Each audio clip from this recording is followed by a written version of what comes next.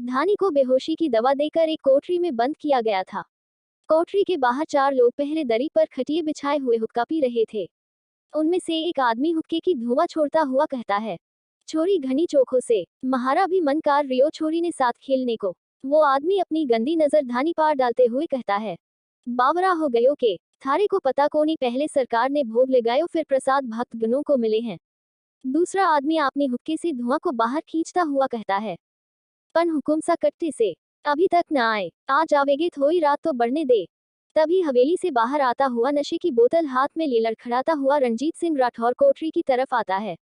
उसे आता हुआ देख कोठरी के सामने बैठे हुए 4 आदमी अपनी अपनी हुक्के वही रख देते हुए अपने सरदार का स्वागत करते हैं। हुकुम सा छोरी अंदर होवे है, आप चिंता न करो, हम इत्थे ही है। घनी चोखो काम कियो बंसीलाल। उस ओम शंकर ने देखा तो नहीं तुम सबने? न हुकुम सा, ओम शंकर तो घाट पर न था। उसकी लुगाई ने बेहोशी की दावा देकर ले आएजू हुकुम सा। ओम शंकर कुछ भी न पता कोनी कि उसकी नाक के नीचे से ही उसकी लुगाई ने अपहरण करीसु। इस बार कोनी गड़बड़ होवेगी। आपने आराम से छोरी ने साथ काम निपटाओ। जे तो घना चोखो काम कियो से, अब तो न बच कर जावेगी महारे हाथ से जे छोरी। पिछली बार तो उस ओम शंकर की वजह से छोरी हाथ से फिसल गई, पर इस बार न होवेगा। इस बार तो ओम शंकर की लुगाई बनकर आई है, महारे पास खातिरदारी तो करनी होवेगी। कहता हुआ रंजीत अपनी घिनौनी हंसी हंसता है। यहाँ कनक धानी के माता पिता संग धानी को पूरे गांव में ढूंढती है लेकिन वह कहीं नहीं मिलती है। कनक मंदिर भी जाकर देखती है लेकिन वह वहां भी नहीं मिलती है। धानी के माता पिता का रो रो कर बुरा हाल हो जाता है। अपनी जवान लड़की का इस तरह से गायब हो जाना उन दोनों को ही डर सताने लगता है। तभी कनक उन दोनों से कहती है, काका आप काकी को लेकर घर चले जाए, उनकी तबीयत खराब हो रही है। धानी को मैं ढूंढ कर घर ले आऊंगी। नहीं बिटिया, तुम अकेली कैसे ढूंढ पाओगी? हमें तो कुछ भी नहीं पता धानी कहाँ गई है, कहाँ होगी, इस समय ठीक होगी भी या नहीं। कहीं उसके साथ कोई अनहोनी तो नहीं हुई हो गई। मुझे तो बहुत डर लग रहा है, कहीं रंजीत सिंह के आदमी तो नहीं। जी ये आप क्या कह रहे हैं धानी के बाबा सा? ऐसा न कहिए, हम तो जीते जी मर जाएंगे। धानी की माँ कहते हुए रो पड़ती है।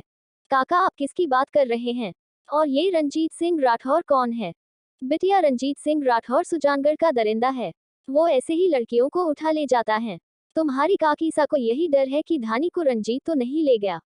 धानी के पिता कह ही रहे थे कि धानी की माँ बेहोश गिर पड़ती है। काका आप काकी को संभालिए, इन्हें घर लेकर जाए, मैं धानी को ढूंढ निकालूंगी, मेरा भरोसा कीजिए काका, मैं धानी को सही सलामत लेकर आऊंगी। ठीक है बिटिया, अपना ख्याल रखना, हम चलते हैं धानी की माँ को लेकर। कहते हुए वो लोग चले जाते हैं। अब कनक वीरान रास्ते पर अकेली रहती है। उसे कुछ समझ नहीं आता कि वह धानी को कहाँ ढूंढे। यहाँ ओम शंकर को हवेली आ जाता है। कुमुद ओम शंकर का ही इंतजार कर रही थी। उसके आते ही कुमुद कनक के बारे में सब कुछ बता देती है। भाई सा भाभी सा की सहेली कहीं नहीं मिल रही है। उसके माता पिता कनक भाभी सा को कहने आए थे। भाभी सा भी अपनी सहेली को ढूंढने गई है। पता नहीं भाई सा भाभी सा की सहेली मिली भी कि नहीं, मुझे तो बहुत डर लग रहा है। क्या कहा गए हैं वो लोग ढूंढने? ओम शंकर ने कुमुद से कहा। पता नहीं भाई साहब वो लोग कहाँ गए हैं। कुमुद ओम शंकर से कहती है, ठीक है मैं जाता हूँ और उन्हें ढूंढ कर लाता हूँ, तू चिंता मत कर। ओम शंकर कुमुद को कहता हुआ जल्दी से अपनी जीप लेकर पूरे पुष्कर में धानी और कनक को ढूंढने लगता। यहाँ कनक धानी को ढूंढने पुष्कर के बड़े घाट पर जाती है और ओम शंकर पूरा पुष्कर छान मारता है लेकिन कनक और धानी कहीं नहीं मिलते हैं। वो अपनी जीप में ही था कि धानी के माता पिता रास्ते से घर जा रहे थे। ओम शंकर धानी के माता पिता को जानता था। उन्हें देखकर ही वह गाड़ी रोकता हुआ उनसे पूछता है, गिरधर काका आप लोग कहाँ जा रहे हैं? और आपा की बेटी मिली नहीं? छोटे हुकुम सा, हमने तो बहुत कोशिश अपनी बेटी को ढूंढने लेकिन कहीं नहीं मिली। कनक बिटिया तो हमें घर जाने को कहा। धानी की माँ की तबीयत बिगड़ रही थी, पता नहीं हुकुम सा उसे भी मिली होगी भी कि नहीं। धानी के पिता गिरधर ओम शंकर से कहता है, आप चिंता मत करिए काका, हम ढूंढते हैं आपकी बेटी को। ओम शंकर गिरधर से कहता है, हुकुम सा हमें तो बहुत डर लग रहा है, कहीं रंजीत के आदमी तो न लेकर गए होगे उसे। काका आप लोग घर जाए, हम ढूंढ कर ले आएंगे आपकी बेटी को जहां भी होगी। कहता हुआ ओम शंकर गाड़ी सुजानगढ़ की ओर ले जाता है। एक बार फिर उसे सुजानगढ़ में कदम रखना था। वो मन ही मन सोच लेता है कि अगर इस बार रंजीत ने कुछ गलत किया तो वह उसे जिंदा छोड़कर तो नहीं आने वाला। कहते हुए अपनी जीप रफ्तार तेज कर देता है। यहाँ सुजानगढ़ में रंजीत अपने आदमियों को पैसों की गड्डी फेंकता हुआ कहता है, ले आज का इनाम थारे सब ने। पैसों की गड्डी को देखते ही वो चारों लूट पड़ते हैं। उनमें से एक अपनी जीभ लपलपाता हुआ रंजीत के सामने हाथ जोड़े कहता है, हुकुम सा बस एक छोटी सी बिनती थारे से थी। हुकुम सा का जूठन तो महारे लिए प्रसाद होवे है, अगर थोड़ा सा प्रसाद महारे जैसे भक्त गणों को भी मिल जाता तो बहुत मेहरबानी होगी थारी हुकुम सा।